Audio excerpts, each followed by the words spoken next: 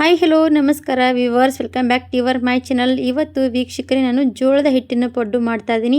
ನಾವು ಇವಾಗ ಸಂಡೇ ಏನಾದರೂ ಮಾಡ್ಕೋಬೇಕಂದ್ರೆ ರಾತ್ರಿ ನೆನೆ ಹಾಕ್ತೀವಿ. ಅದು ನೆನೆ ಹಾಕೋದು ಮಿಸ್ ಮಾಡಿಕೊಂಡಾಗ ಈ ಥರ ಸ್ಪೆಷಲಿ ಜೋಳದ ಹಿಟ್ಟಿನ ಪಡ್ಡು ರೆಸಿಪಿ ಟ್ರೈ ಮಾಡಿದ್ರೆ ಸಾಕು, 10 ನಿಮಿಷದಲ್ಲಿ ಈ ಥರವಾಗಿ ಸ್ಪೆಷಲಿ ಪಡ್ಡು ಮಾಡ್ಕೋಬೋದು.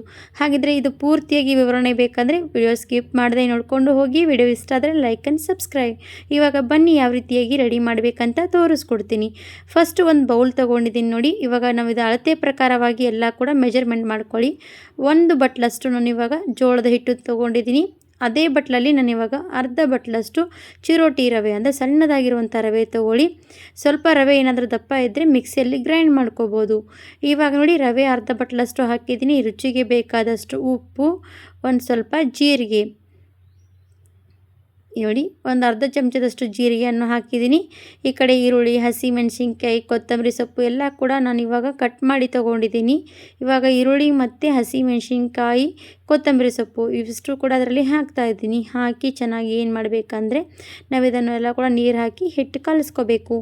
ಇವಾಗ ಇದು ಹಿಟ್ಟು ಯಾವ ರೀತಿ ಕಲಿಸ್ಕೋಬೇಕಂತ ನಿಮಗೆ ತೋರಿಸ್ತೀನಿ ನೋಡಿ. ಅದೇ ಹದವಾಗಿ ನೀವು ಕೂಡ ಕಲಿಸ್ಕೊಂಡ್ರೆ ಪರ್ಫೆಕ್ಟಾಗಿ ಇವತ್ತಿನ ಜೋಳದ ಹಿಟ್ಟಿನ ಈ ಪಡ್ಡು ತುಂಬಾ ಸ್ಪೆಷಲಾಗಿ ಮಾಡ್ಕೋಬೋದು. ಇವಾಗ ನೋಡಿ ಹಿಟ್ಟು ನೀರು ಹಾಕಿ ಕಲಿಸ್ತಾ ಇದ್ದೀನಿ.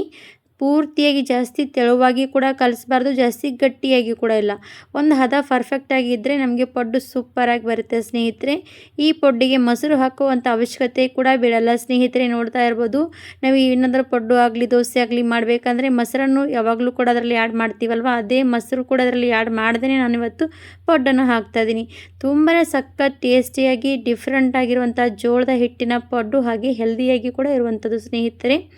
ಈ ಥರ ಮಕ್ಕಳಿಗೂ ಕೂಡ ಮಾಡಿಕೊಟ್ರೆ ಅವರು ಕೂಡ ತುಂಬಾ ಇಷ್ಟಪಟ್ಟು ತಿಂತಾರೆ. ಹಾಗಿದ್ದರೆ ಸ್ಪೆಷಲಿ ಇವತ್ತು ಸಂಡೇ ಬಂದರೆ ನೀವು ಕೂಡ ಖಂಡಿತವಾಗಿ ಈ ಥರ ಪಡ್ಡು ಟ್ರೈ ಮಾಡಿ. ಇವಾಗ ನೋಡಿ ಹಿಟ್ಟು ಇಷ್ಟು ಕರೆಕ್ಟಾಗಿ ಕಲಿಸ್ಕೋಬೇಕು. ಜಾಸ್ತಿ ಗಟ್ಟಿ ಇಲ್ಲ, ಜಾಸ್ತಿ ಅಳಕ ಇಲ್ಲ. ಇವಾಗ ನಾನು ಇದೊಂದು 5ರಿಂದ 10 ನಿಮಿಷ ಬಿಟ್ಟರೆ ಬೆಸ್ಟ್ ರೆಸ್ಟ್ ಮಾಡೋದಕ್ಕೆ. ನಾನು ಇವಾಗ ಒಂದು 5 ನಿಮಿಷ ರೆಸ್ಟ್ ಮಾಡೋದಕ್ಕೆ ಬಿಟ್ಟಿದ್ದೆ. ಒಂದು 5 ನಿಮಿಷ ಆದಮೇಲೆ ರವೆ ಇರುತ್ತಲ್ವ, ಅದು ನೆಂದು ಮತ್ತೆ ಸ್ವಲ್ಪ ಹಿಟ್ಟು ಗಟ್ಟಿ ಆಗುತ್ತೆ. ಏನಾದರೂ ಗಟ್ಟಿ ಆದರೆ ಮತ್ತೆ ಸ್ವಲ್ಪ ನಾವು ನೀರು ಹಾಕ್ಬೋದು. ಇಲ್ಲ ನಮಗೆ ಬರೋಬ್ಬರಾಗಿದೆ ಅಂತಂದಾಗ ನಾವು ಹಾಗೆ ಕೂಡ ಪಡ್ಡಿಗೆ ಹಾಕೋಬೋದು. ಇವಾಗ ಪಡ್ಡು ಹಾಕೋಕ್ಕಿಂತ ಮುಂಚೆ ಒಂದು ಅರ್ಧ ಚಿಟಿಕೆಯಷ್ಟು ಸಕ್ಕರೆ ಹಾಕಿದ್ದೀನಿ. ಹಾಗೆ ಸಣ್ಣ ಚಿಟಿಕೆಯಷ್ಟು ನಾನು ಅದಕ್ಕೆ ಅಡುಗೆ ಸೋಡಾನು ಬಳಸಿದ್ದೀನಿ. ನೀವು ಹಾಗೆ ಕೂಡ ಸ್ಕಿಪ್ ಮಾಡ್ಬೋದು. ಇವೆರಡೂ ಕೂಡ ಹಾಕಿ ಮಿಕ್ಸ್ ಮಾಡಿಕೊಂಡು ಇವಾಗ ಪಡ್ಡು ಸಾಚ ನೋಡಿ ನಾನು ಸ್ಟವ್ ಮೇಲೆ ಇಟ್ಕೊಂಡಿದ್ದೀನಿ. ಬಿಸಿಯಾಗಿ ಈ ಥರ ಬಿಸಿ ಆದಮೇಲೆ ಅದಕ್ಕೆ ಎಣ್ಣೆ ಹಾಕಬೇಕು. ಎಣ್ಣೆ ಸ್ವಲ್ಪ ಜಾಸ್ತಿನೇ ಹಾಕ್ಕೊಳ್ಳಿ. ಇವಾಗ ಎಣ್ಣೆ ಹಾಕಿದಾದ್ಮೇಲೆ ನೋಡಿ ಪಡ್ಡಿನ ಹಿಟ್ಟು ಒಂದೊಂದೇ ಸ್ಪೂನಾಗಿ ಎಲ್ಲ ಕಡೆ ಹಾಕ್ತಾಯಿದ್ದೀನಿ. ತುಂಬಾ ಸರಳವಾಗಿ ದಿಢೀರವಾಗಿ ಈ ಜೋಳದ ಹಿಟ್ಟಿನ ಪಡ್ಡು ನೋಡಿ ಸ್ನೇಹಿತರೆ. ಹಾಗಾದರೆ ನೀವು ಕೂಡ ಟ್ರೈ ಮಾಡಿ ನೋಡಿ, ಇಷ್ಟ ಆಗೇ ಆಗುತ್ತೆ. ಎಷ್ಟಂದರೆ ತುಂಬಾ ರುಚಿಯಾಗಿರುತ್ತೆ, ಹಾಗಾಗಿ ಕ್ರಿಸ್ಪಿಯಾಗಿ ಕೂಡ ಇರುತ್ತೆ ಸ್ನೇಹಿತರೆ.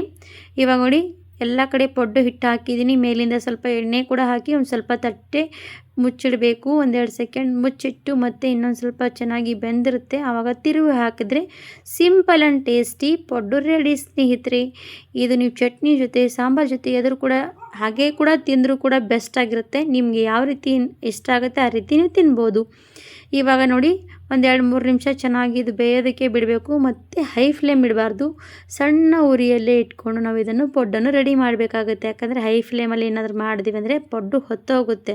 ಹಾಗಾಗಿ ಸಣ್ಣ ಉರಿಯಲ್ಲಿ ಮಾಡ್ಕೊಳ್ಳಿ. ಇವಾಗ ನೋಡಿ ಎಷ್ಟು ಈಸಿಯಾಗಿ ಪಡ್ಡು ತಿರುವಂಥದ್ದು ನೋಡಿ, ತುಂಬಾ ಸರಳವಾಗಿ. ಮತ್ತು ಕೆಳಗಡೆ ನೋಡಿ ಕಲರ್ ಕೂಡ ಎಷ್ಟು ಚೆನ್ನಾಗಿ ಬಂದಿದೆ ಅಂತ. ಎಷ್ಟು ಸರಳವಾಗಿ ಇಷ್ಟು ಕ್ರಿಸ್ಪಿಯಾಗಿ ಪಡ್ಡು ರೆಡಿ ಆಗುತ್ತೆ ಸ್ನೇಹಿತರೆ. ಹಾಗಾದರೆ ವೀಕ್ಷಕರೇ, ಸ್ನೇಹಿತರೆ, ಇವತ್ತಿನ ಜೋಳದ ಹಿಟ್ಟಿನ ಪಡ್ಡು ರೆಸಿಪಿ ಇಷ್ಟ ಆದರೆ ನಮ್ಮ ವಿಡಿಯೋಗೂ ಕೂಡ ಒಂದು ಲೈಕ್ ಕೊಡಿ, ಸಬ್ಸ್ಕ್ರೈಬ್ ಮಾಡಿ, ಶೇರ್ ಮಾಡಿ. ನೀವು ಕೂಡ ಶೇರ್ ಆ್ಯಂಡ್ ಸಪೋರ್ಟ್ ಮಾಡಿದ್ರೆ ನಾವು ಕೂಡ ಈ ರೀತಿ ಹೊಸ ರೆಸಿಪಿಗಳು ತೊಗೊಂಡು ಬರ್ತಾ ಇರ್ತೀವಿ. ಇವಾಗ ನೋಡಿ ಈ ಥರ ಎಲ್ಲ ಕಡೆ ಪಡ್ಡು ಚೆನ್ನಾಗಿ ಬೆಂದಿದೆ ಅಲ್ವ ಅಂತ ನೋಡಿ ತಿರುವು ಹಾಕಬೇಕು. ಈ ಕಡೆ ಚೆನ್ನಾಗಿ ಬೆಂದಿಲ್ಲ ಅಂದರೆ ನಾವು ಸ್ವಲ್ಪ ಬೇಯೋದಕ್ಕೆ ಬಿಡಬೇಕು. ಇಲ್ಲ ನೋಡಿ ಈ ಥರ ಕಲರ್ ಮಾತ್ರ ತುಂಬಾ ಚೆನ್ನಾಗಿ ಬಂತು. ಹಾಗೆ ಕ್ರಿಸ್ಪಿಯಾಗಿರುತ್ತೆ, ಒಳಗಡೆ ತುಂಬಾ ಮೆತ್ತಗೆ ಸೂಪರಾಗಿರುತ್ತೆ ಸ್ನೇಹಿತರೆ. ಇವಾಗ ಯಾವ್ಯಾವುದು ಬೆಂದಿದೆ ನೋಡಿ ಎಲ್ಲ ಕೂಡ ತೆಗಿತಾ ಇದ್ದೀನಿ. ಯಾವುದು ಬೆಂದಿಲ್ಲ ಅದು ಮಧ್ಯದಲ್ಲಿ ಹಾಕಬೇಕು. ಸ್ವಲ್ಪ ಮಧ್ಯದಲ್ಲಿ ಉರಿ ಜಾಸ್ತಿ ಇರುತ್ತೆ. ನಾನಿವತ್ತು ಪಡ್ಡು ಹಾಕಿರುವಂಥದ್ದು ಕಲ್ಲಿ ಸಾಚದಲ್ಲಿ. ನೀವು ಕೂಡ ಈ ಥರ ಇದರಲ್ಲಿ ಇದ್ರೆ ತುಂಬಾ ಬೆಸ್ಟಾಗಿ ಬರುತ್ತೆ, ಹಾಕ್ಕೊಳ್ಳಿ. ಇವಾಗ ಎಲ್ಲ ಕೂಡ ಪಡ್ಡು ರೆಡಿ ಆಯ್ತು ನೋಡಿ ವೀಕ್ಷಕರೇ. ನೋಡಿ ಟೇಸ್ಟಿ ಆ್ಯಂಡ್ ಸಿಂಪಲ್ಲಾಗಿ ಜೋಳದ ಹಿಟ್ಟಿನ ಪಡ್ಡು. ನೀವು ಕೂಡ ವೀಕ್ಷಕರೇ ಟ್ರೈ ಮಾಡಿ ನೋಡಿ. ಇವತ್ತಿನ ವಿಡಿಯೋ ನೋಡೋದಕ್ಕೆ ಎಲ್ರಿಗೂ ಕೂಡ ಧನ್ಯವಾದ ಸ್ನೇಹಿತರೆ. Thank you for watching.